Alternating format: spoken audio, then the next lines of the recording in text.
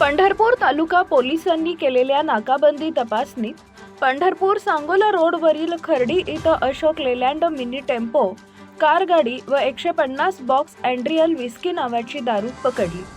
गुरुवार दिनांक 13 रोजी पहाटेच्या कारवाई 2,16,000ची दारू आणि 14 लाखांची वाहनं असा एकूण 16,16,000 रुपयांचा मुद्देमाल जप्त करण्यात आला। या प्रकरणी 4 जणांविरोधात गुन्हा दाखल करण्यात आला आहे।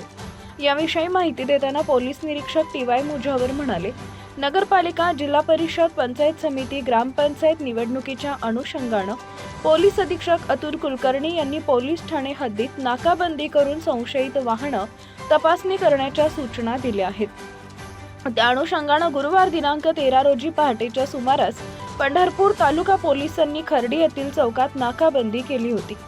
यावेळी तिथून जाणाऱ्या अशोक लेलँड वाहनांचा संशय आल्यानं पोलिसांनी गाडीची तपासणी केली तेव्हा अँड्रियल विस्की नावाचे दारूचे एकूण 150 बॉक्स मिळून आले।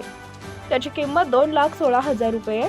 या दारूच्या साठ्यासह अशोक लेलँड टेम्पो किंमत 7 लाख रुपये व कारची किंमत 7 लाख रुपये असा एकूण 16,16,000 रुपयांचा मुद्देमाल जप्त केलाय। या प्रकरणी 4 आरोपींविरुद्ध पंढरपूर तालुका पोलीस ठाण्यात गुन्हा दाखल करण्यात आला। ही कारवाई पोलीस उपनिरीक्षक कवितकर विक्रम वडणे, PSI भारत देसले मुंडे, हवालदार सुजित उबाळे, ताजुद्दीन मुजावर, विनायक नलावडे, तात्या गायकवाड, मंगेश रोकडे, कॉन्स्टेबल विजय कुमार औटी यांच्या पथकानं केली।